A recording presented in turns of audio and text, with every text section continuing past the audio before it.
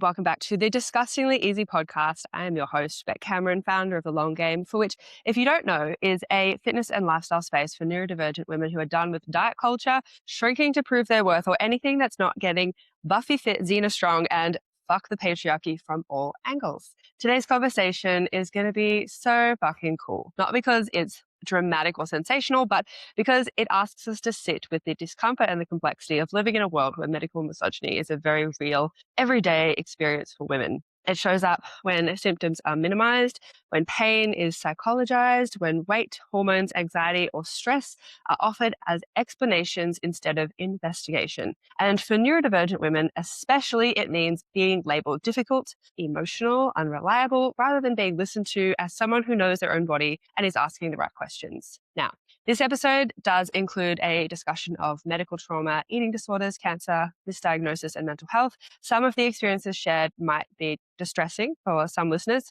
especially if you've had a lived experience of healthcare-related trauma, medical neglect, or disordered eating. So please take care of yourself while listening. Maybe if you need to, skip this episode and find something else. Otherwise, support resources and helpline information will be in the show notes. My guest today is the brilliant Bella Johnston, who is a woman that the Daily Mail once described as a self-proclaimed feminist who isn't into gender roles. Some of you might know Bella from The Bachelor Australia, but that is just a sliver of her story, and it's honestly not even the most interesting part.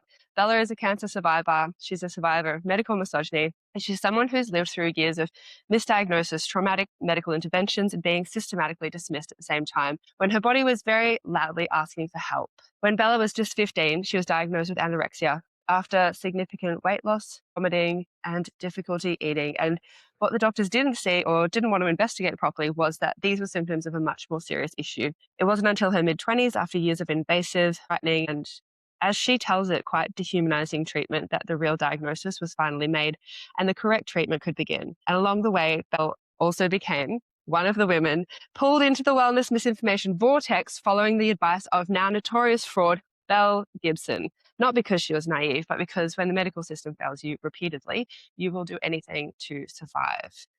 To add a personal touch, one of the reasons that I wanted to reach out and have this conversation with Bella is because before any of this, she was my brother's high school girlfriend. And when I started following her years later post-Batchy, it stopped me in my tracks to realize that the time our lives briefly overlapped would have been right around the time when her symptoms first began and she was being told the entirely wrong story about her body. These days, Bella is back in Australia after living in the UK. She's engaged to the epically wonderful Harry James, who works in the consent and advocacy space. And she continues to speak openly about intersections of health, harm, gender, and power. I have no idea what she's doing next. There's no doubt we'll talk about it. Bella, welcome to the pod. Let's get into it. That was such a cool intro. Oh my God. It's one of my favorite things. I know a lot of podcasts record them after the conversation, which makes a lot of sense. It's like writing your introduction after you finish your essay, so you know what you're actually talking about. But I just trust that it'll be fine. That was like, it was kind of like a hype up. Do you know what I mean? Like I've listened to I'm like, oh my God, my story is like crazy. There's so many layers. So many layers. Now, I wanted to jump in straight away with the hard and the heavy, if that's okay. Yeah, hit me. So back in 2010, I did want to speak to a story from back then, which I could say, I hope you don't remember, but for the lols, I hope you do. When Instagram started. Oh my God, I know exactly what you're going to talk about. And I first joined. I know exactly what you're bringing up. I thought that Instagram was a private app that you had on your phone. And I decided that the first picture that I would upload is a picture of my tits. And I don't know how long after, if it was days, if it was minutes, it was a long time ago. But next thing I know, there's a comment on that picture. And it was just Bella Johnston commented ? And that was when I realized these pictures are public. Discuss. I actually remember this. And I was like, should I bring that up? Because do you know what? We all struggled with Instagram when it first came out. Yeah. I've also uploaded photos of my tits to Facebook. It's a millennial canon event. Sorry that I only commented ? I feel like it's really kind of like, maybe I think I saw it and I was like, I'm only 15 and I don't know how to navigate this properly, but I need to tell Beck that her tits are online. It's so so good. I think it was just like, it was such a cute and friendly way of reaching out to your boyfriend's older sister and being like, hey girl, Hey, I hey, should have done, I I should have don't given know you if a you hey girl know. message. It should have just been like a I hey don't know, did it even girl. have DMs back then? I don't even remember. I don't think it did. And also it didn't even have like, it was very free the nipple. The fact that your tits had been on Mhm. there for a few days, like they Yeah. hadn't got that misogynistic anti-tit technology on there yet. The anti-tit technology, yeah. That technology took down my previous Instagrams. My TikTok got deleted at 20K. I'd worked very hard. Apparently I had, violated the terms and conditions multiple times. And just one day, it was right after the Netflix documentary, and I was like, yeah, I've hit 20K. This is amazing. And they permanently banned me. So Mm, I know how devastating it yeah. is. Like, and I'm Meanwhile, like, I'm never going to start over. I'm reporting every single Skinny Talk influencer and I get notifications back being like, no, they're fine. It's good. What they're promoting is deeply distressing and harmful, but Yeah, I we know. let them And like carry the on.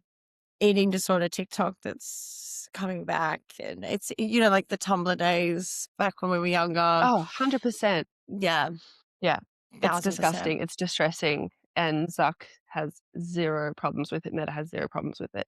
Okay. So if we actually go to a serious place, an actual serious place, what did I not know? Not to center myself in this conversation, but I think it's been really interesting to reflect, having kind of come across you again in your story and the Netflix doco and the interviews that I've seen you do with people like Abby. It's really interesting to go back and try and remember that time and try and remember you from that time and understand that there was so much going on that I just wasn't aware of. Totally. Well, no one was, except, well, I was reflecting on this too, because yeah, I was with your brother when my symptoms first started, which is like so interesting because Hmm. he witnessed a lot of it. Hmm. And just like it, like I remember we went out for breakfast one time or lunch or something, and I got up and just walked away and threw up, just like Hmm. on Dean Street in Albury behind a shop. And he was like, "What's wrong?" And I was like, "I don't know." Like, but then we were just kids, so we kind of just like, okay, Yeah. like, and then the coughing started. And it's really interesting looking back because I'm like, I actually was right in the middle of it then, but I also wasn't centering it either. I was kind of like, Hmm. I'm having these weird symptoms, but I'm a teenage girl and I want to live my life. So I'm just going to throw up and then wash my mouth out and then get back to the party. Yeah. What do you like looking back on that now? What do you think you were missing in terms of like understanding the severity, or what was missing from your context because you were a teenager? I mean, it was such a different time. Like nobody really like went to the internet for things. Do you know what I mean? Hmm. Like we're talking like 2010, where, I still trusted doctors. Mm-hmm. I went to school. I trusted the system. I trusted my parents. I thought that everyone just had their best intentions. Hmm. I was quite a naive child, like, but I was also just a child. Hmm. And so, yeah, it's weird. My mum and I have spoken about it a lot because we look back and we're like, how the fuck did we let this go on the way it did for so long? Yeah. Um, it was like 4 years of just going, 3 years maybe. I get my time is a bit funny. I say 3, I say 4. I hope no one ever holds me accountable. But say it was 3 years of just going back to the same GP clinic and they would just say, okay, well, let's get a blood test. Okay, let's get a blood test. Okay. And then it wasn't until maybe late 2011, early 2012 that my mum, like, she lost it. Like, she just, like, screamed at the doctor. She's like, we've had so many blood tests. It's like, what? Like, you cannot possibly just think that this is the right path. Like, we have been coming Mm-hmm. back for years with these symptoms. But I look now and I'm like, how did no one ever just send me off for a CT scan or send me off? Like, I got sent away to an eating disorder specialist, but I wasn't actually psychologically assessed for that either. It's really weird. But I think just maybe like the thing that was missing for me to take all those symptoms seriously was just like time and maturity. Like I was a kid. I didn't really understand. I knew something was wrong with me, but Yeah. how was anyone supposed to navigate that, Being 15, and then experiencing these symptoms, you were, I mean, I guess the first thing you did was go to the doctor, and you've mentioned that you went into eating disorder treatment, but what was kind of the trajectory of that experience leading up to actually getting the diagnosis? The diagnosis of cancer or the diagnosis Mm. of an eating disorder? Well, let's start with the eating disorder diagnosis and then find our way to when they actually worked it out. Yeah, so it's actually taken me, it wasn't really until I did the Abby Chatfield interview. Sorry, like tie it down. But like Abby has a really amazing way of interviewing people where you kind of realize things about your own life while you're mid-interview. Don't you love Like, that? Publicly, live, in front of all these people? I forgot I was on a podcast so many times. I was just like, yeah, like it was honestly like therapy. And it wasn't until that podcast that I realized I was like, oh, this was medical misogyny. And I'd had this really weird moment when I was in Mallorca in Spain, where I was having a party at an Airbnb in Mallorca in Spain. And one of the guests there was a doctor. And my friend was like, oh, Bella was just on Abby Chatfield, talking about medical misogyny. And we sort of gave him like a brief outline of what had happened to me. And he's like, that can't be real. As like a male Like doctor. your story can't be real? Yeah. He was like, no, that can't. He's like, that's no. In Come my on. experience as a man. And then, so me and him ended up sitting down and we sat outside till 4 a.m. And I was like, this happened and this happened. And he's like, there was some like medical negligence. And I just had this moment where I was like, what the fuck? Like, cause I think I'd always had this like self-blaming so it all started when I was 15 and we went to the doctors and there just was the duty of care was really questionable, I think. And so I started throwing up uncontrollably. And it was just like I'd be sitting here right now and then I would get this, like, when your mouth starts watering, like the feelings of an vomit. And then I would just have this like my body would just gag and I would throw up whatever. And so that was going on like really randomly and it would happen to me at school and it would happen to me at parties. And like people, like my friends would tease me. Like they're like, oh, spew girl. Like it was just so part of what was going, like it was just part of our lives without actually ever thinking about, hang on, it's not normal for someone to just randomly throw up. And then my weight started dropping because I just had an inability to eat. Like I could not keep food down. And so that was when my parents were like, okay. Oh, and I would sleep I was so tired, which obviously like a teenager, but it was more than that. Like I started missing a lot of school. I couldn't get up. I was like dizzy all the time. Like a lot of really intense symptoms that I think if it had been my brother that had presented to the doctor's clinic, it would have been escalated far quicker than what had happened to me. So the assumption is kind of made because you are a girl, you are a teenager, there's a lot of presumptions around your sense of self, body image, and your expectations, and you're vomiting and you're losing weight. So ergo vis-a-vis, it must be an eating disorder. Yeah. I had a doctor, it's literally like, this was like a paid practice. Like we had to pay for all these appointments. Not even a bulk billing. Not even bulk billing. We didn't have it in my town at the time. And she sat me down and she was like, you're such a pretty girl. She was like, just eat. Doesn't matter. She said, doesn't matter what you eat. Eat a piece of chocolate cake. If you only eat chocolate cake, that's fine. You've just got to eat. You're too pretty to do this to yourself. And I was like, I'm trying. Like, and then because the doctors were framing it as an eating disorder, it placed a lot of doubt in my parents' minds about what to trust. Because the doctors would often say, well, she's doing this for attention and she's doing this because you divorced and she's doing this to lose weight. And, she probably shouldn't shower by herself because she's obviously throwing up in the shower.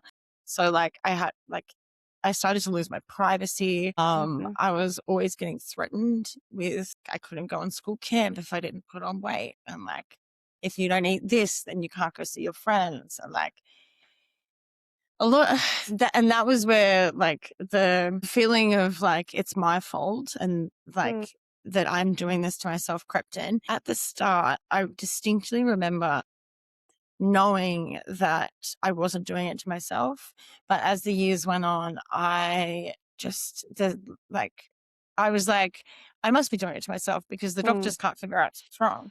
So I'm obviously, and I would tell people, I go, oh yeah, it's psychosymptomatic. And like, it's, I have bulimia, and like, I was just like, I've got to own it because I'm obviously doing this to myself. And I would think it's because I smoked cigarettes, or it's because I smoked weed when I was 15, or like, the blame was so strong, and the mistrust and relationship between my parents like just deteriorated. It was quite awful.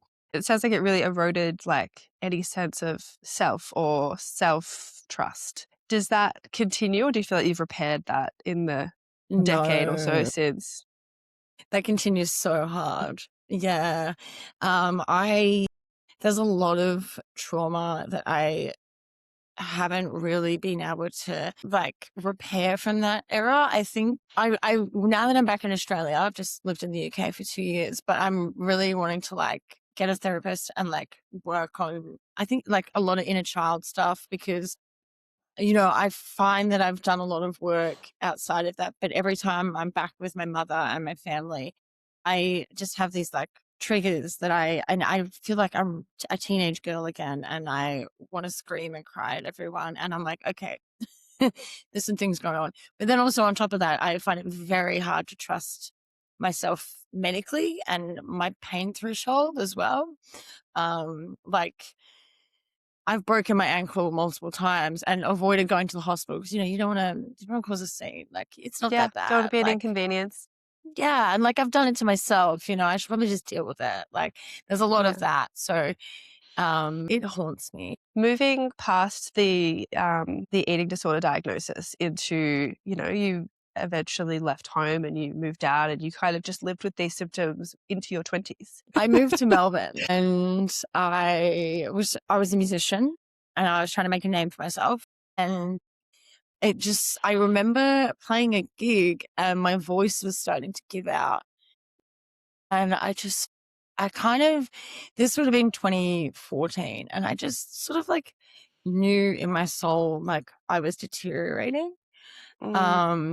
Because I was at the skinniest I'd ever been. So I got to like 44 kilos maybe.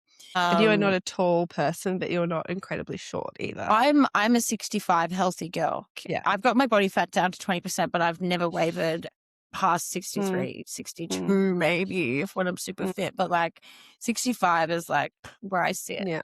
And that's where I sat when I was 16 as well. Yeah, to be 20 kilos, like I have like really clear images. It's funny, my memory is not very good from this time. I only remember certain points of it. And the tumor I actually had, it affects the adrenal gland.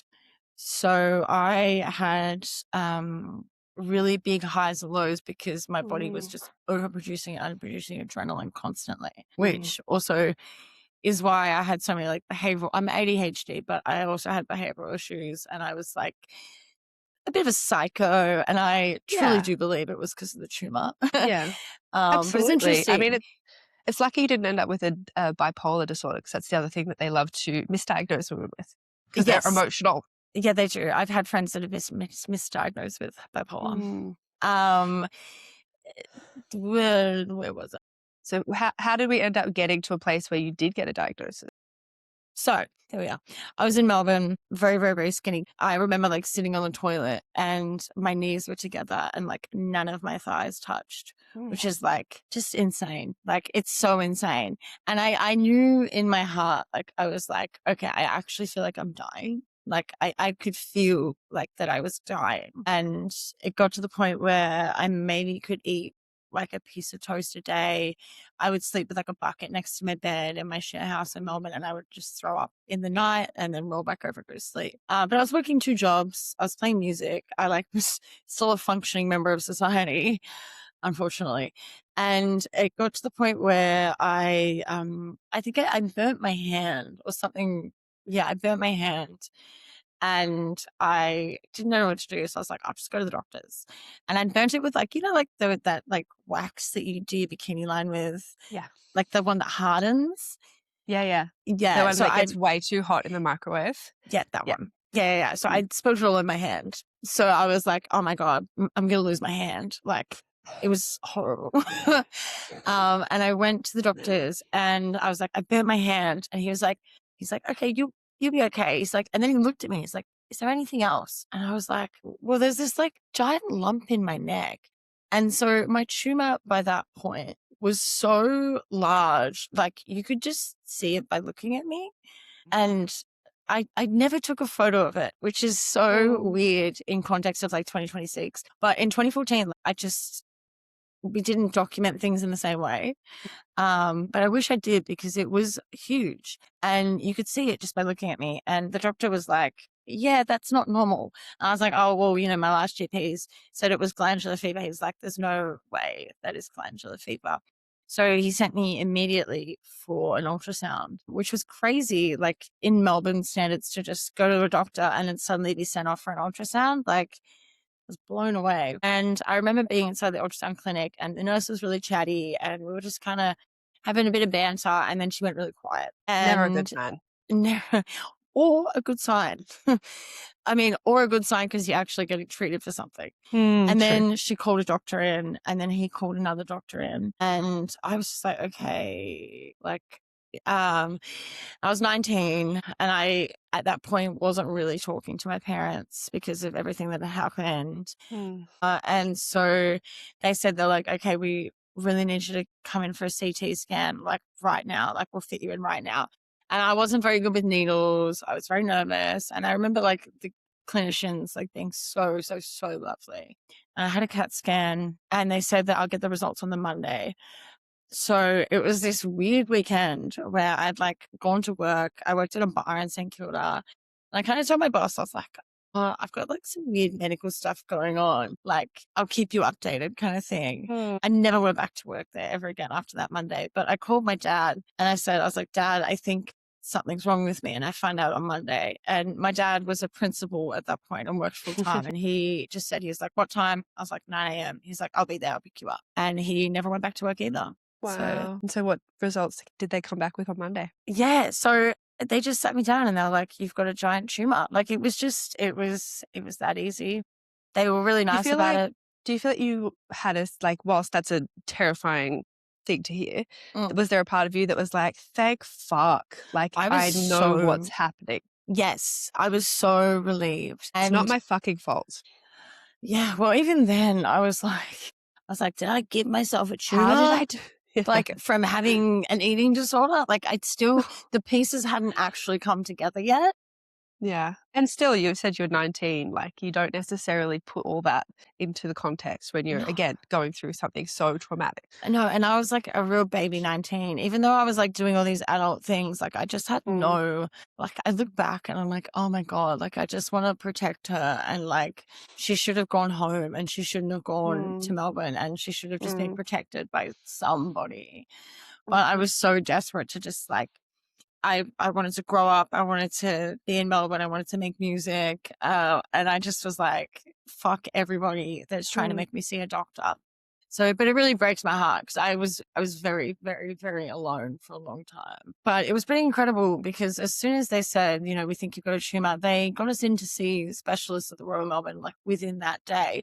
So the speed of which things happened, like versus the 4 years I spent wallowing in a mud pit of medical misogyny in the country versus Melbourne was like incredible. Like within 3 days or something, we had a surgery booked. It's insane. And we don't want to, there are so many reasons that living in the country is amazing. And, your country town is very close to my country town. And I would love to say that, my experiences as a young person were different. But even with Alex, I think you would have been together with Alex not long after he had his accident with his arm. And for those who don't know, my brother was on an excursion when he was 14, 15, and they were at a residential college in Sydney, and someone slammed a door just as he went to push it open and his arm went straight through the glass pane, which was not safety glass. And he has a huge scar. He nearly died.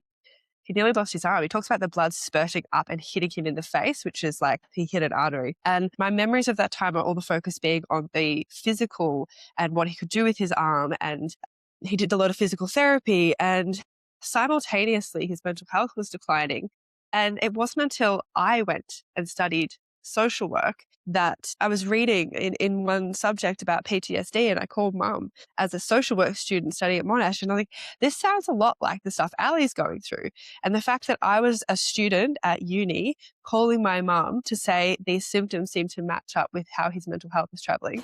Yeah. And not a single doctor, not a single specialist, no one had flagged the fact that, well, as a teenager, or as anyone going through a traumatic injury, these are some things you might experience. You might feel suicidal.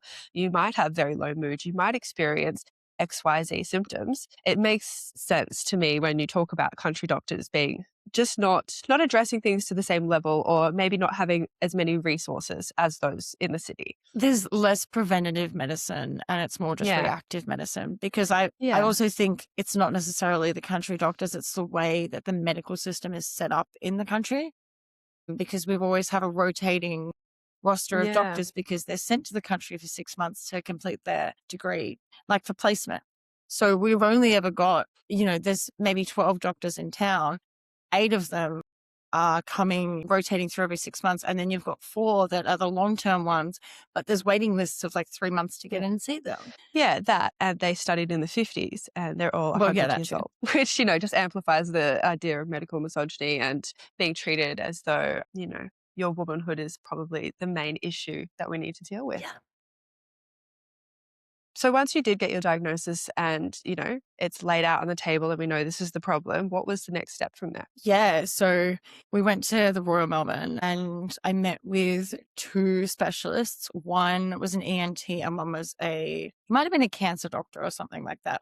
But my ENT has been my doctor now for 11 years and we see him about everything. I've got an appointment soon. He's awesome. He's very matter of fact. And they sat me down and they were like, look, we think it's either Hodgkin's lymphoma or it's this really rare kind of tumor. And I was kind of like, oh, Hodgkin's lymphoma, that's what Delta Goodrem had. Like, Yeah. peace And out. she's awesome.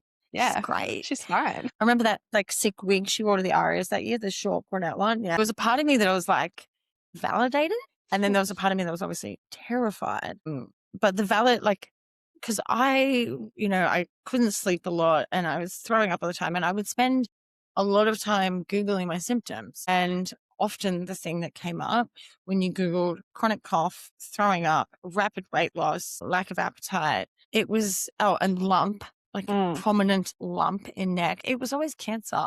And I'm like, man, if a GP had just Googled this, but I would always psych myself out of it and be like, I can't have cancer. But, at that point I had made a pledge to myself that, if I didn't start getting better towards the end of 2014, I was just going to kill myself. And I know that sounds really fucking grim, but I was in so much pain and I was so isolated and I was so just done with it. Like it had been years at this point of just being gaslit. So I was like, okay, well, I'll give this year a crack and that might be it for me, which is a really weird thing to come to terms with at 19. But so when they mentioned cancer in the doctor's clinic, when they sort of said what they were trying to figure out what the tumor was, they said that if it's not Hodgkin's lymphoma, it's this really rare kind of tumor called a paraganglioma. And now I'm not going to try and pretend like I know all the details about it, but it's a really rare tumor that grows from your adrenal gland. And so you can get them in your stomach or on your neck. They're so rare that they're very slow growing. And only 2% of them are actually cancerous. So like the chance of me actually having cancer from that tumor was so low. So they were kind of like, with your age and like your background, you'll be fine. They were hyping me up to be absolutely fine. And so I had this surgery booked in and they were like, the tumor was pushing on my vocal cords and it was pushing on my vagus nerve, which is why I'd had issues with my voice as a singer and why I was throwing up all the time because my vagus nerve was triggering my gag reflex. So it was like this tumor was just like tickling me on the inside. And it seems so simple now. And that's why I had a chronic cough as well. Like I would cough until I burst blood vessels in my eyes. And they used to just say like, oh, asthma. She's got asthma. I've never had asthma. Also, asthma doesn't give you a cough that burst blood vessels in your eyes. Like it's so weird. No, I'm an asthmatic and I've had multiple asthma attacks and I can safely say I've never burst a blood vessel in my eye. And it's not coughing. Like it's not. Yeah, it's a really different thing. It's really Yeah. strange. So they said that in the surgery, if it was that kind of tumor, which they were leaning towards the paraganglioma over Hodgkin's lymphoma. And they said that if it's that kind of tumor, it's very slow growing. So the plan was that Mm. they would cut out everything, but they would leave the little piece that was on my vocal cords because I was a singer. So obviously, like, that's my job. I was like, please don't damage my vocal cords. Yeah. um, and they were very chill. They're like, yeah, it'd be fine. Maybe you'll stay overnight. Like, maybe, but we'll just cut it out. It'd be cool. The surgery was meant to maybe go for like 2-3 hours. And then it ended up going for like 8 or 9 hours. And essentially what happened was the doctor said when they cut me open, my insides were like a rotten fruit. And he said like all my lymph nodes, he described them as black lychees, like, like lychees that you like peel. I think about them all the time. And so, Every time you have a light. yeah, I'm like, oh, this is like my lymph node. Mm. So he said everything was just rotten. And Mm. I guess it was like a really kind of good metaphor for how I felt. Like, because Yeah. I had felt like I was dying, and I was dying. Like, it was just slowly spreading, and it was sitting at the base of my skull. So if we hadn't got into the doctors when we had, it would have been a lot worse. And I did operate. I'm sorry, I'm jumping the gun here, but ADHD. But Mm. I did end up operating under a terminal diagnosis for a month or so while they were trying to figure out how badly the cancer had spread. And so I woke up after surgery and I couldn't talk. I couldn't Mm. swallow. I was choking on blood. It was horrific. I had to have like tubes in my throat while I slept because otherwise the blood would pool and I couldn't swallow it. So I was nil by mouth for a while, which is the craziest thing because, like, obviously you have a drip in your arm. So you're hydrated, but all you want is like to drink water. And I would have these like Yeah. dreams of diving into a pool of like Sprite and, fruit juice and just anything. And I had such a dry mouth. And they would give me the hospital issued lip balm, which was really similar to Product Drop, but like Lanolips. So they have like a Yeah. hospital brand lanolin lip balm. And Mm. I'm upset. I can't use anything that's not lanolin now. And I think Mm. also the feeling of having a dry mouth and dry lips really triggers me. Like, it takes me Mm-hmm. back to those days where I was no by mouth. And so they put a feeding tube in me and I was having all my medicine administered. They would like crush it up and then stick it in a syringe and I would stick it into my tube. And I was also having like morphine injections and things like that. But it was really, really bad. I remember looking at my face and the nerve damage from where they had cut the tumor out had damaged the right side of my face. So my mouth wasn't working. Mm-hmm. Very similar to like a stroke. Mm. And I'm a teenage girl. Like, I've always relied on my looks. So it was incredibly confronting to just wake up and see this face looking back at me and understand that like this was it now. It's like the cruel irony of having everyone tell you and gaslight you for years, saying that you are so overly concerned with your image, and your image is the reason that's the Mm, problem. It's what's going on for you. And to then realize that that's not the issue, but in dealing with the real issue, we are going to so heavily impact your image and take all of the control of your image and how you see yourself and how you look away from you at the same time. yeah, it was crazy. Like, there's so many layers and like loss and grief that I had that I've never really even addressed. Mm. My vocal cords were permanently damaged. I couldn't talk. And I'd had an opportunity the week before I had my surgery to record all my demos with a producer. Mm. And I didn't do it because just thought, I was like, there's no way, that, I'll lose my voice. And the grief that I hold for that is like the guilt as well, that I just didn't like get off my ass and record them. But then, also like I had fucking cancer. Like, I didn't have to get off my ass. There's Yeah. so many layers. You were literally dying. I was literally dying. And that's, Oh. that's what the doctors said when they eventually sort of came in. They were like, if they said, they're like, we, at that time when I was in the hospital, they said that it was at my brain, it was at the base of my skull, right at the back. And they said that if it was in my brain, and they thought it was, that ultimately there wasn't much they could do. Mm. Um, And it was kind of sort of got, I was obviously on a lot of morphine at this time, but I do remember a doctor saying to me, he was like, just have a good time. Just do whatever you want to do. Like, he's like, and like in the nicest way, not like in a patronizing way, like the country doctors, but he just was like, he's like, don't worry about anything. Just have a good time. Go And kiss I some was, boys. Go take some drugs. Go have some more yeah, morphine. it's kind of what I did. Yeah. Well, yeah, my partying was actually like pretty out of control, even while I was recovering from cancer, which again is a whole other thing. A weird coping mechanism I've had my entire life, but pretty crazy that when I was like, had a feeding tube, I was still like going to the club and like, yeah. Yeah, it makes sense. Like, anytime you go through trauma, and I remember having these experiences myself after my sexual assault, like just wanting to go to places and be places where people didn't know that about you or that wasn't your story. Yeah. No one met you with this look of pity or this look of sadness, or, you weren't triggering other people. I think one of the hard things I found was when I had to manage other people's feelings, or I had to, if I told someone something that was part of my story or something I was experiencing, then having to manage their feelings because they couldn't.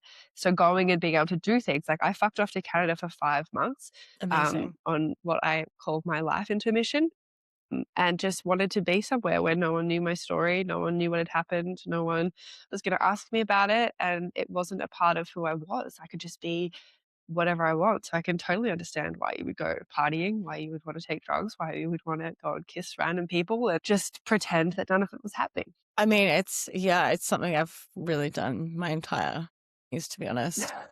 But on that point of managing feelings, like no one's ever said that before, but I felt that so hard. And I lost a lot of friendships in the aftermath of my surgery because I had one girlfriend tell me that like, I wasn't behaving like someone that had had cancer. There was rumors going around that I was faking it because I didn't like lose all my hair and like, do you know what I mean? I wasn't like Delta You didn't Goodrum. fit the stereotype. Yeah. And I wasn't grateful to be alive. And that was something people said to me a lot. Like they were like, well, you're not grateful. So why are you just grateful? And I wasn't grateful. I was angry. And I was partying and I was like, just completely like blinkers off, not wanting to think about it. And people just couldn't understand why I wasn't Mel Gibsoning. Like I wasn't green Yeah. juicing and I wasn't looking after my health. And I was like, because I fucking hate my body for doing this to me. Yeah. And I lost so many friends. Interestingly enough, they still follow me on Instagram, but, but yeah, they stopped talking to me because I just didn't have what they described as a normal reaction. Yeah. And you weren't behaving in alignment with what they understood the experience to be, which they couldn't understand because they No. had not had the experience. Speaking of lying about cancer, that's an excellent segue into something that you've been talking about, I would say recently, but I guess it's kind of over the last couple of years. And I watched Apple Cider Vinegar, and I don't think I've had access to your Netflix doco. Is that on Australian Netflix? Yeah, there is a Awesome. Netflix doco. Yeah, yeah. Would you like to tell us your thoughts and feelings on the one and only notorious fraudster, Belle Gibson? Yeah. I mean, my feelings have always been pity. Like I actually, people find it really unsettling, but I hold a lot of empathy for lonely women. I was going to ask you about that because whilst I think Apple Cider Vinegar framed her, they went especially pitying. Mm, Like it was very framed like that. It did make me think, in my work with victims of trauma or victims of abuse or working with a lot of different groups through my social work career, in the end, you do just always end up seeing that people do this stuff because they're damaged. However, that doesn't mitigate nor negate no. the fact that they should face very real consequences. How did you find Belle? What did it look like when you first discovered this woman who had seemingly healed herself from cancer with green juice and organic veggies? With green juice and beetroot soup. I discovered Belle Gibson in 2014. So it was actually before I even had my cancer diagnosis. And sorry, there's actually so many layers to this. But because I had obviously so much trauma with the medical system. I had then started going down the route of like healing myself naturally, even though I didn't know what I was healing. But there was this, I was still operating under the idea that I was doing it to myself. Mm. And so one of my cousins, she is in the alternative space and I love her. She's wonderful. But she put me onto a naturopath that she knew. And that naturopath sort of looked at me and was like, yeah, I think she even said like my tattoos were making me sick. Like it was the ink getting into my lymph node system and that the lumps in my neck were blocked glands, blocked lymph nodes from my body wasn't processing things properly. So I had to do a lot of like detox stuff to try and get it moving. So I was like, Epsom salt baths and like bone broth. Like, I mean, detoxing is such a fucking scam. I hate all this like terminology, but that was kind of that was what it was at the time. Like it was very like vegan and everyone's healing themselves through food. And Belle Gibson really capitalized on that. You know, back at that time, there was only like 3 or 4 influencers that were capitalizing on their fame. And it was all centered around women making their bodies better. Which is quite an internalized misogyny. And I think so much of what I see as self-care is appearance-based, which comes down to how you present to others. Yeah, it is. And and that was the capitalization. Also, side note, I've stopped shaving. It's like I grow my pits out now. I only very occasionally shave my legs. It is the fucking best. I highly recommend it for anyone wanting to like. It also just makes people really uncomfortable sometimes too when I'm like in a hot dress with my tits out and then I've got these big hairy pits. People don't know what to say. And I'm like, that's what I like. And so I was it was 2013, 2014, and Instagram was very much of it was in the era of women dieting, diet culture, healing yourself through food, veganism, raw till 4, bikini body challenge, and all the pictures were like tiny little booty shots with your fake tits and like hot, good on ya. You can achieve this naturally. Yes, but it was selling as a product that we didn't even know we were buying into. And so I was very much like desperate for anything that would make me feel better. And so I was getting all these I was following all these accounts. It wasn't just Belle Gibson, but I was following these other accounts that were like, if you eat 16 bananas a day and 5 dates, yeah, like Keely the banana girl. unhinged. I know. I started off there too because that was that was my version of an eating disorder. Was once it was no longer acceptable, or once I lived with my partner and it was no longer easy to hide how little I was eating or how much I threw up behind the scenes. Once I lived with someone, I couldn't do that anymore. I realized that I could go this ultra clean eating #green juice health lifestyle, and everyone was giving me so much praise for it. It's such a it was pedestaled as something to look up to. It's interesting because I see it now as well. We're just in a different, there's different socio-cultural norms when it comes to these diet culture wellness fads. And, in 2014, it was green juice and bananas and whatever. Now it's fucking eating steak and eggs, and beef tallow and raw milk. It's the same thing, just repurposed for a different era. And, not to get on a tangent here, but the whole thing right now when people seed oils cause cancer, cause cancer. It's okay, there is a slight correlation between an overconsumption of seed oils and some intestinal and stomach cancers. But there's the thing between cause and correlation, right? There's a direct link between anything and anything if you try and work hard enough to make it. And the fact that people are promoting this definitive sentence that seed oils cause cancer, but seagulls can cause car accidents too. That doesn't mean that we need to. It's the definitive language that really scares me because it puts, and it's the same language that was used back in 2014 when I was in my worst place, but this idea that it is one thing and you can fix it. And it's really just promoting eating disorder culture, this restriction idea. Well, it's clickbaity. You Yeah. can't get someone to click on something if you are trying to explain a complex link or a complex causation and you want to speak to the nuance and the complexity of it.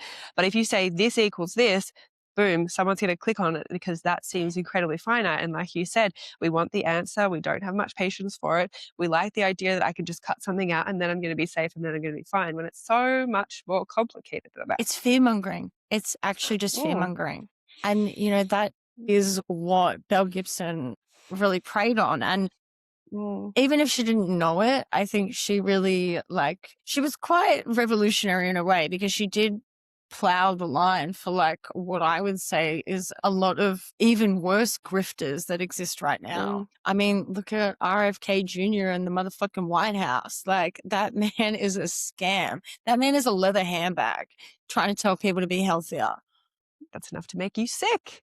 It's crazy. But I Sorry, but agree to that tie it back to Belle Gibson, I was in this, like, I was in the vortex. I was sucked into the matrix of that everything was in my control and that I could fix myself if only I worked harder at what was presented to me.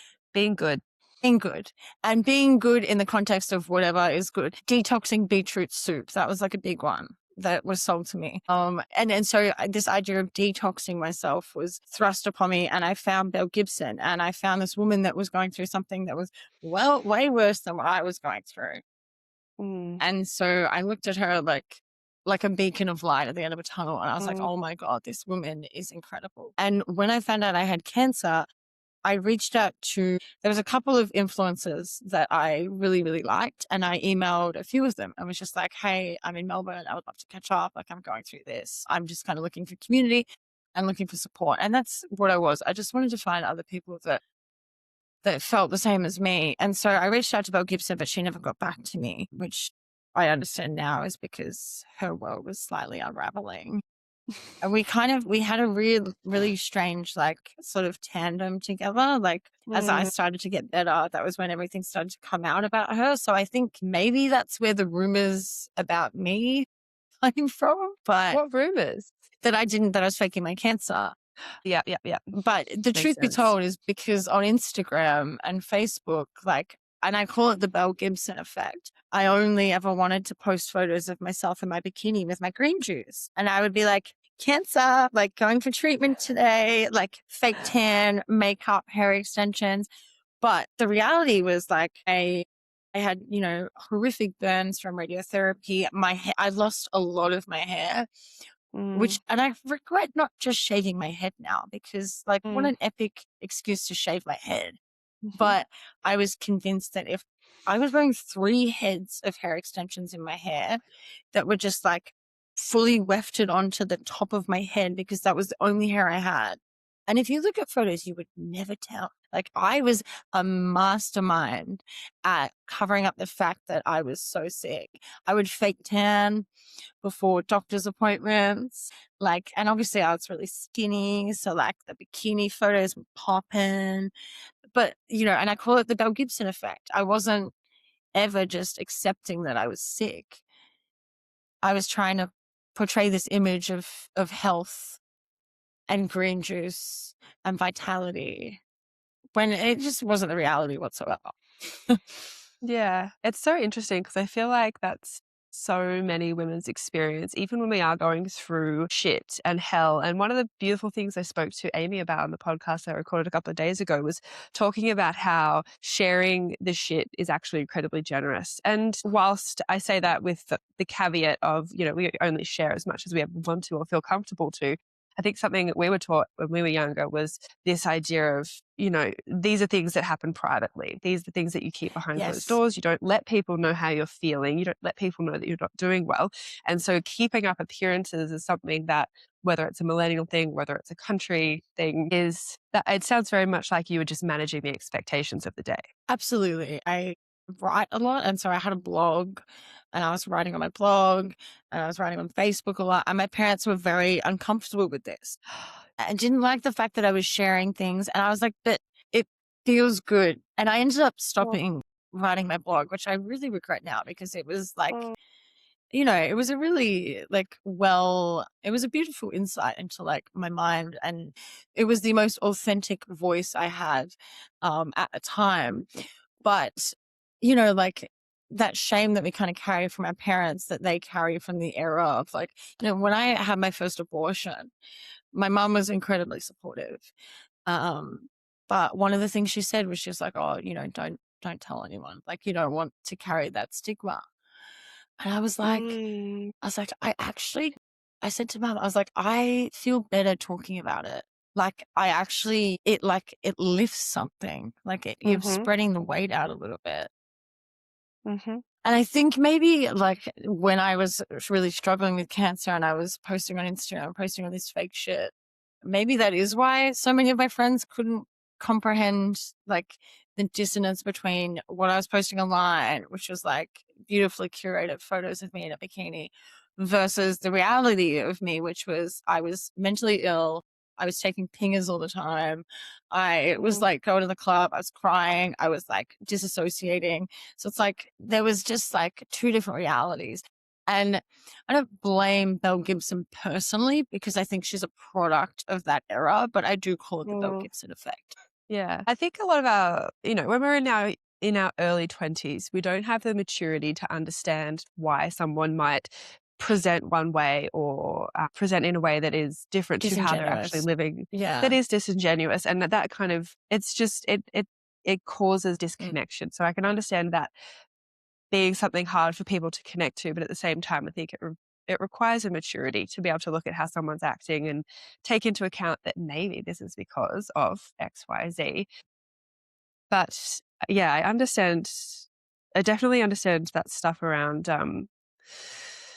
wanting to share, wanting Yeah. to lighten the load or spread the weight of your experience across the internet, across other people, and just have that hold you, because that was my experience with my sexual assault. Was like it just ate me up on the Mm. inside when I didn't share. And I don't know if you've ever like heard me talk about it, but like I was assaulted by a boss, and then before I could say anything, his wife found messages from him to me, and then she put them on the internet, and then he told everyone we had an affair, and then so before I could come out and say what had happened, that story was out there, and I literally just sat in a depressive, drunken, red wine hole of horror and terror and panic and trauma for about 6 months before I told anyone what had Yeah. actually happened. Wow. And my mother, now that this podcast is public, and I know she listens. No. And I'm the same with my mum. We've got to protect the Yeah, mothers. we have to take care of them. Yeah. So whilst, I I sat in that hole for a long time, when I actually started talking about it and sharing about it, and the internet was just like, it is this public forum, but it also feels a little bit anonymous, a little bit disconnected from reality. It feels like a safe The space sometimes. Like it's Yeah, funny. Yeah. the sense of community and the way the isolation lifted when I started talking about it really, I don't know, it healed me in some way. And I would get messages from women who had talked about similar experiences, or how that, they'd heard me speak and it could help them recontextualize what had happened to them. And I spoke a lot publicly and I did talks and things like that. It's frustrating that I have to exist within the litigious context of the time Yeah. as well. And I can't say exactly what happened or who or where or which organization I was working for at the time. Is that because of like legal, like, I went to the police, it was investigated, and then it was dropped. And it's alleged publicly. It's all alleged. And I'm just not willing to, at this point in time, not willing to fight that fight. Yeah, I don't want to lose my house fighting a court and you case would, in a and you yeah, would, you're a victim of a crime, but ultimately, like if they decided to sue you, you would probably lose everything. yeah, yeah. Yeah. The burden of proof is too high. Don't you Yeah. love it? I know. Let's jump from this trauma conversation. How does one go from that experience to being on The Bachelor? Like, how did we get there? Because that was when I first saw you, or like when you first popped back into my worldview, was like, I remember around 2015 and Ali saying, "Oh, Bella, that girl I used to date, like she had cancer." And I was like, "Oh, okay." But then the next time I heard of you, it was like you on a very spicy clip of The Bachelor, and you'd walked into a party and said something along the lines of, "My favorite three things are oysters, dick, and champagne, and they're all in the same room." And I was like, this is a show I'm going to watch now. I wasn't going to watch it, and now I'm going to watch it. I'm sorry you watched it. It was terrible. No, I loved it. Like, I feel like they kept you on, not because you had any genuine connection with Jen. No, they because kept me that on was for the very clear. Yeah. They kept you on because you were fucking hilarious. And you know what? When we talk about litigation and things like that, the contract I signed with The Bachelor was so like, you can't talk about anything, you can't talk about anything. But I have found that they actually really don't give a shit. I definitely was like the token funny girl that had absolutely no connection with all the men. I think everybody knew that. But that was what was portrayed. The reality was like, in real life, I had an incredible time on that TV show. And what they didn't show, which I guess was a bit disappointing, was the friendships that developed. So one of the bachelors that I wasn't romantically involved with, me and him were really close, like as friends. We had a secret handshake. Like we would often go off and like talk about things together. And like I feel like they really missed some opportunities. But you know what? Like I was portrayed as the funny hot girl. It gave me some complexes afterwards, but it was like ultimately a really positive experience. I loved my time on there. I didn't love watching it back. I think that was what was really rough for me. But my experience of like being locked in a mansion with like 20 other women and no phones and no screens, it was fucking phenomenal. Like I crave it all the time. It was pure female connection. It was like people are like, oh, was it scary? Like, right. After the psycho women left, and I don't like calling psycho women psycho, but one of them is literally going to jail for meth trafficking now. Have you seen that? Is it One the of the really psycho one? contestants? Yeah, it is. Yeah, she threatened to like gutter stomp a girl and stuff. She got done, and I don't want to start rumors, but this is all in the news. She got done for something like 70 kilos of meth and MDMA and cocaine, and she had $100,000 in the lining of her like house, and she was in jail for 6 months until she got bail, and then she's gone and gotten pregnant. So she doesn't go to jail. Holy shit. There should be a TV show about that. I know. Anyway, sorry. But after they left, we had the most incredible time in that house. And all the producers and all the staff, like amazing. The men were secondary characters to my experience on that show. Like it was for the girls. That is something I've heard a lot of the female contestants talk about. Women, getting to just hang out with each other without expectation, without responsibility, without necessarily the cameras being on, and again, without phones, without technology, and just getting to hang out and connect. I mean, what more could you want? It was incredible, honestly. But it's funny, like, yeah, the way my life kind of got to that point. It was TikTok. Like the reason why I got on that show was TikTok, because I'd gotten dumped and I started making TikToks. Funnily enough, I had another boyfriend named Alex, very briefly in 2020, and he broke up with me on my birthday. And so I like dedicated my kind of TikTok to just making like slutty sort of fuck you, my ex-boyfriend videos. And I think that was part of the appeal of why I was cast on the TV show, because they obviously knew that I was like a little bit crazy and like not afraid to also like, just say whatever the fuck I wanted. The character that I played on that show is like a dramatized, sexualized, comedianized version of myself. Like I certainly would not probably say those things in a normal setting, but it was like, you kind of like, you sort of got to play the game when you're on these TV shows. Like, I find it really frustrating when I see people come off them and they're like, I was set up. And it's like, no, brother, like play the game. You're on a reality TV show. Like you said you got a few complexes after that. Yeah. How do you even adjust to real life when you come off a TV show, a reality TV show? Well, yeah, I really struggled. So I think that was kind of, I had like a pretty weird decline after that. So after I came off the show, there was like 7 months between the show ending filming and them actually airing it. And we weren't allowed on social media, Wow. which was really hard because I had created like this momentum for myself on TikTok and I amassed a bunch of followers, and that was kind of what I was doing. And so I wasn't allowed to use it. So I was like, okay, I was living in Sydney, but I'd quit my job. And I was like, I'm going to do something different. So I booked a one-way flight to Alice Springs, which sounds really random, but I had a friend living there. As you do. Yeah, and I Mm. ended up having a mad time, and I got a job as a tour guide, and I started running tours between Perth, Broome, and Darwin and Broome. So like driving the big truck and like hiking, and on our days off in Broome, we'd just like party and eat oysters. And none of this was documented, and I was never on my phone, so it was a really like liberating time for me. And then I came back to Mm. reality. I came back to Sydney, and I was living on my friend's couch while I was trying to find a rental, and I found out I was pregnant.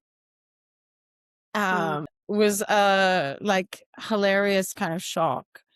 Um, my best friend Grace, who I was living with, is like, if there's anyone you ever want in a crisis, it's this woman. Like, we had the most, I don't know, like just like really cathartic time kind of processing things together. It was my second pregnancy and like ultimately like my second abortion.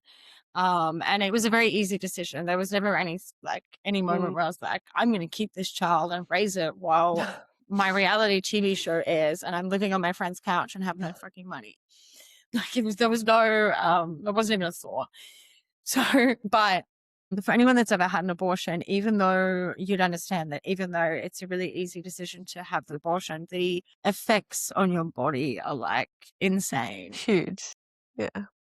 And I was trying to navigate that and sort of dealing with like this hormonal calm down. And then The Bachelor aired. But the day The Bachelor aired, it had a weird medical emergency where I lost all my hearing in my right ear. And Mm. they sort of told me that they thought it was a brain tumor. And so I was like getting MRIs and trying to figure out like why I lost my hearing. Was it a tumor? Like what was going on? And so I was kind of dealing with like my face being thrust on national television, but then behind the doors, I was like, have I got fucking cancer again? And also I'm deaf now. Like my hearing's never come back. It wasn't a brain tumor, but it was called like sudden onset hearing loss or something, which is usually something that happens in people over 60. But I just got really lucky. But yeah, I lost my hearing that week, and that itself was really traumatic on top of the hormones. And then on top of like seeing this version of myself, seeing something that was a really positive experience for me being twisted to fit a narrative that I didn't recognize. It was just really strange. And then also like the commentary on top of that on Twitter, while it was like overwhelmingly positive, you always get really stuck down on like the negative comments. So there's people like calling me fat and shit. And like, which is crazy. But like I was one of the quote unquote bigger girls in the house. Everybody was so beautiful. And I never thought that about myself. And there was people on Twitter that it was really strange seeing people like have commentary about something. Again, like my comments were taken out of context. So I was like, this isn't actually what I meant, but like, and it was nothing of it bad, but it was just really discombobulating for my brain, I think. And also to see myself being pitched as the undesirable one was really hard. Like feeling rejected on like a national platform. Like, and people would be like, oh yeah, Bella, like she's a pisser, but like it's very clear that men aren't interested in her. And like, that was the narrative. And everyone on Twitter was reinforcing that narrative. And so then I kind of lived this narrative where I was like, I am undesirable. And I know it sounds really like you silly, but I was kind of like, I wanted to like find someone and I wanted to get on with my life, and I was dating and I was doing all these things and it wasn't working out, which was then also just reinforcing this like I'm not worthy, I'm funny but I'm not anything else, I'm not skinny enough, I'm not hot enough, I'm not good enough.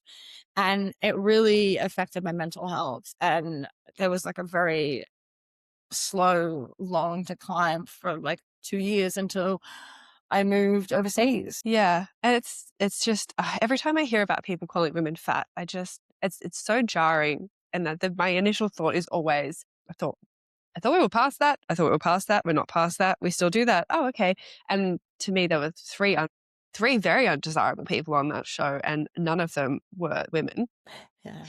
When you landed in the UK, what I've seen of you since you got there is like, and again, we see things on Instagram, and we catch the snippets of there are parts of people's lives that they're wanting to show us, but it very much looked like a joyful, unbothered, no longer tethered by the expectations of what other people think, and reminded me a lot more, I think, of the girl that I knew back in the early 2000s. Do you feel like when you got there was just, similar like we've talked about, just getting to go and be anonymous in a new environment, not weighed down by the experiences that you'd had? Do you feel like you got second lease on life? Yeah, 100%. And, I'd felt that when I was in the bachelor house, and I felt that when I was a tour guide in the Northern Territory. Mm.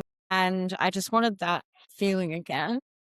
And so when I arrived in the UK and I went solo traveling, and like, it was hard. And I guess that's what, Instagram doesn't see. But like, it was so hard. And I found it really challenging to be on my own, and really challenging, like, logistically, like trying to be like in a country that I traveled a lot of, like Eastern Europe and like Greece and Albania, and like the public transport system is so difficult to navigate. Like the buses in Albania aren't bus stops; they're just like you stand out the front of a cafe. But I would feel so proud of myself when I'd achieved it, and I really built my self confidence.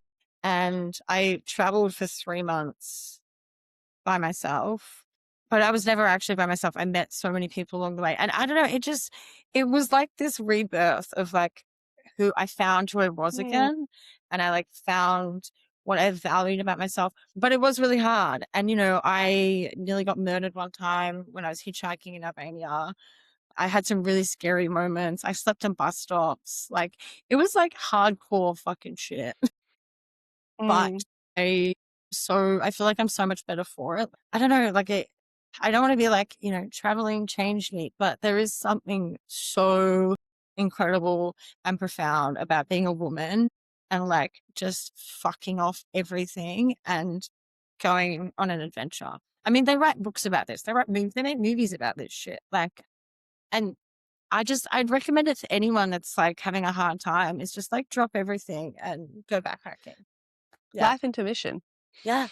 Being in the wild unknown, that was my biggest thing in Canada, was like, we didn't really get to use our phones much. I slept in a teepee on a wooden pallet, and I took care of a herd of 80 horses, which, if you've ever been to equine therapy, if you're thinking of therapy options, I highly recommend equine therapy, especially when you're neurodivergent.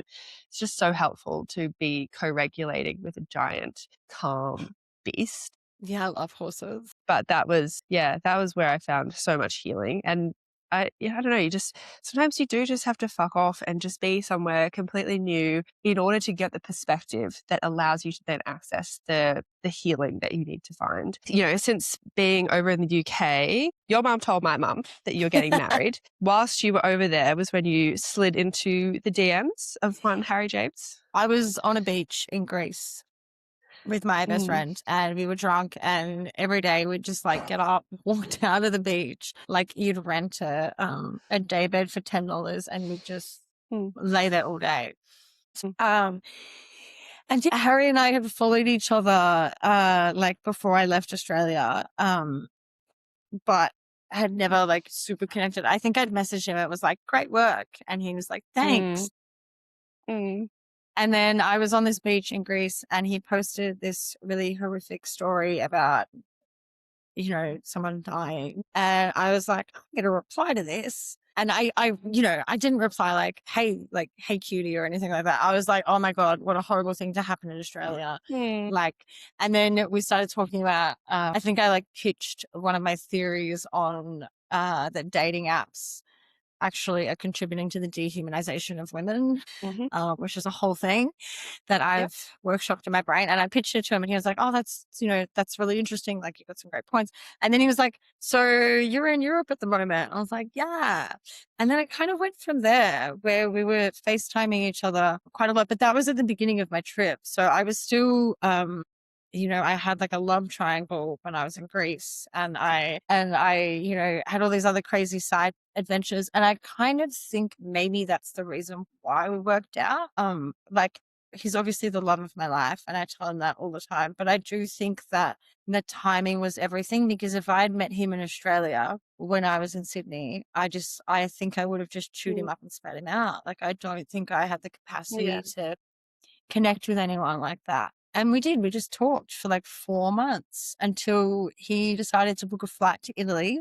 And I was working in a hostel in Albania. And I was like, oh my God, guys, this guy wants to come meet me. Like, should I go to Italy? And the girls were like, yes, go to fucking Italy. And we did. We had a 3-week-long first date in Italy, which was pretty crazy.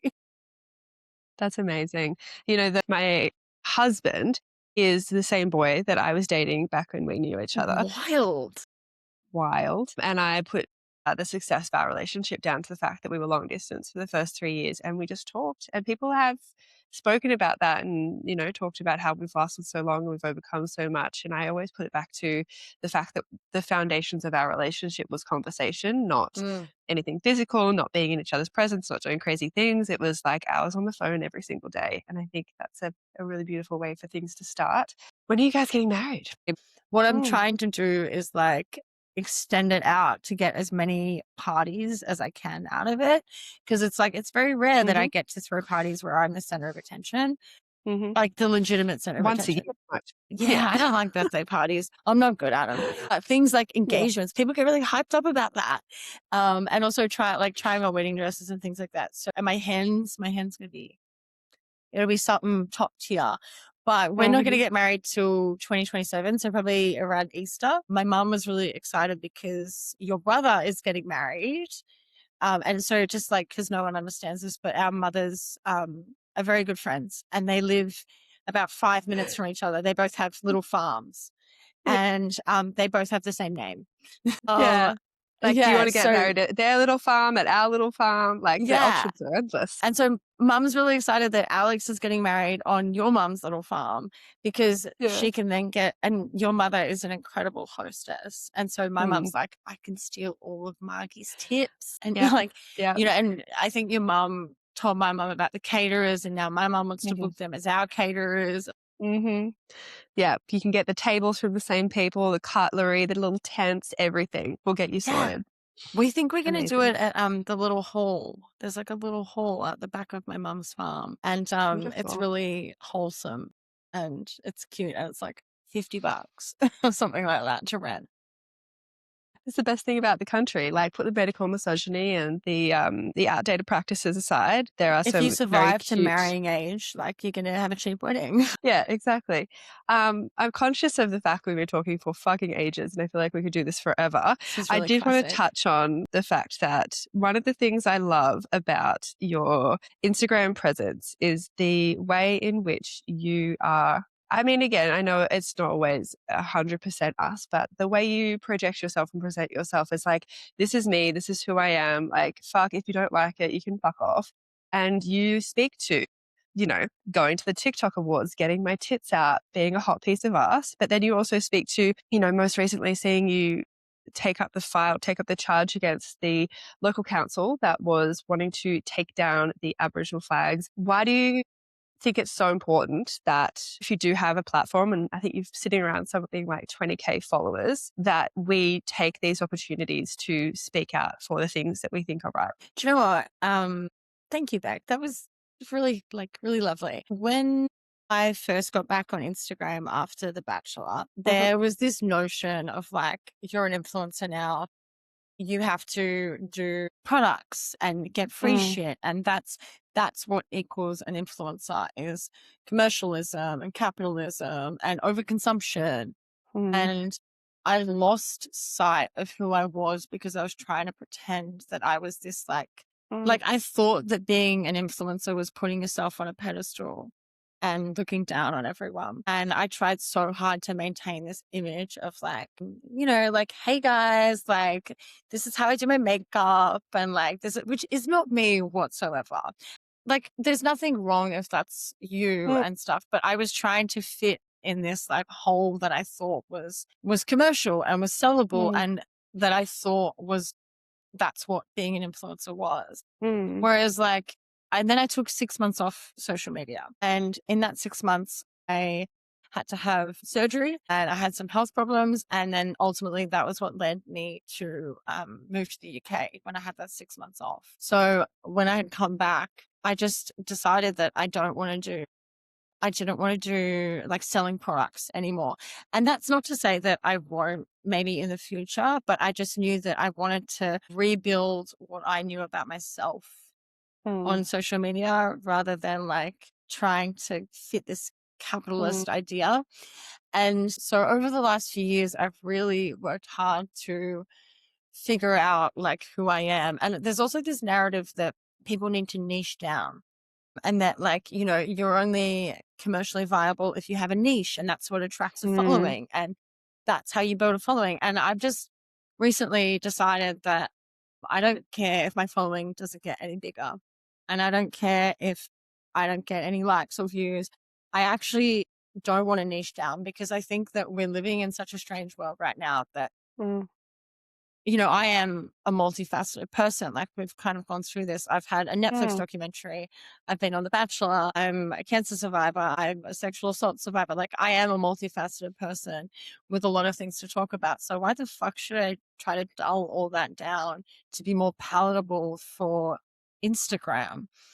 So where it comes from is a place where I'm actually just trying to be authentic, because I am like, I love, getting my tits out and being a hot girl and being fun and being silly.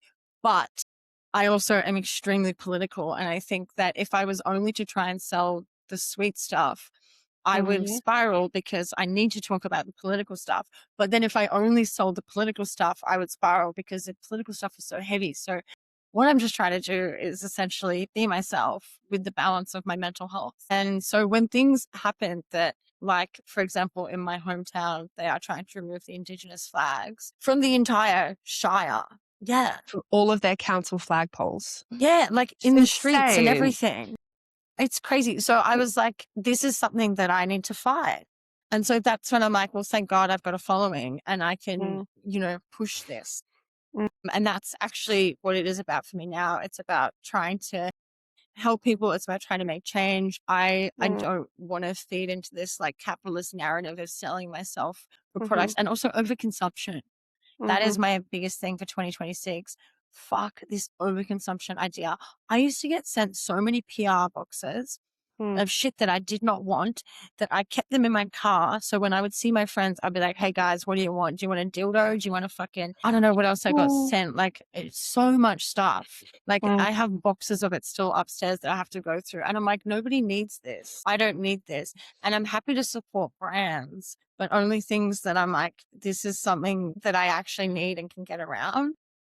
And I hope that the influencer, I feel like there's a shift on the internet at the moment for culture, the culture of it. And I'm hoping that like, I can be part of that shift, because ultimately like my mental health is better the more authentic I am and the less fucks I give about Instagram in a way. I think I heard it referred to as like the flattening of culture. Culture is being flattened because we have algorithms that reward sameness. We have algorithms that reward a specific, very white supremacist aesthetic.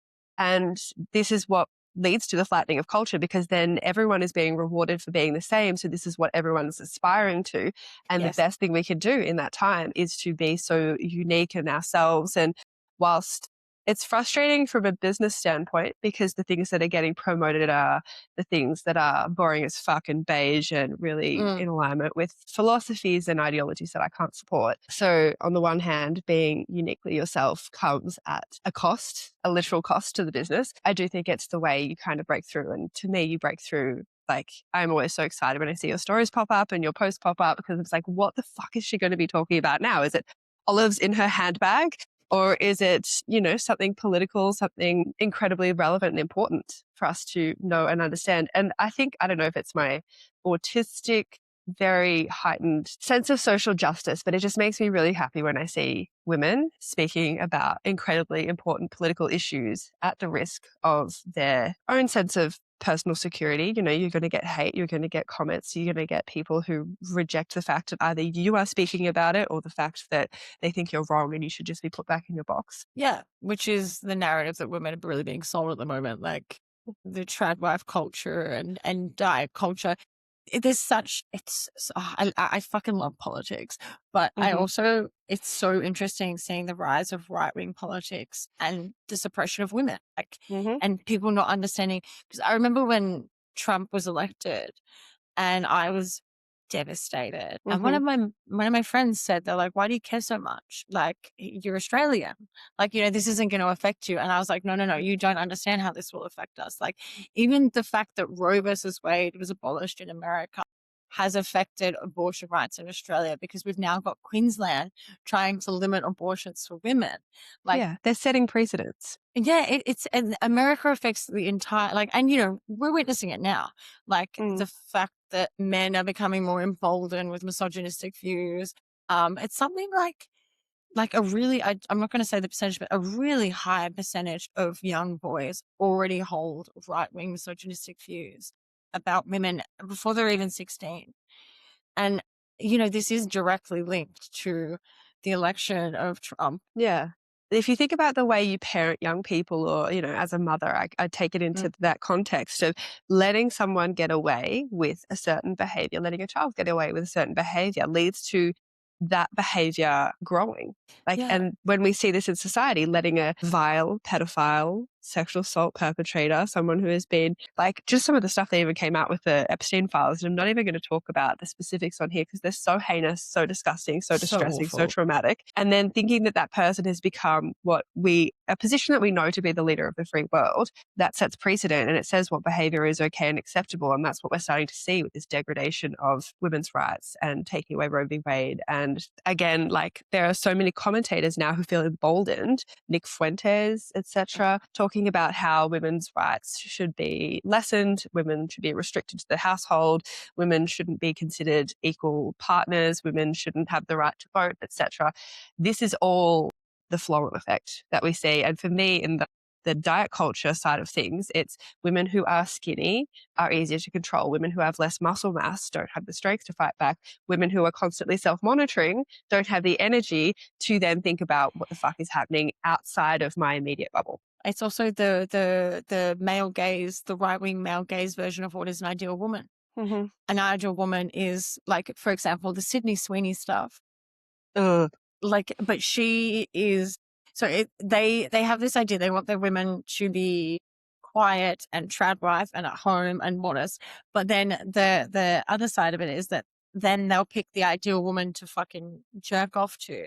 And so it's always just them dictating what they think a woman is, not actually what a real life woman is. And so this diet culture that, the Mar-a-Lago face, the Trump, the way that they are dictating women's bodies, it's terrifying. And also the fact that the algorithm rewards that as well. The algorithm rewards people who are controversial and who make these definitive statements and who say things that, rage baiting has become such an integral part of the media now that it's so crazy thinking about the way I trusted the media and I trusted the government in 2020, for example, and how there was that pocket of conspiracy theorists, and the way now we're sitting in 2026 where that's completely flipped. And the conspiracy theorists are the ones that are obsessed with the fucking government.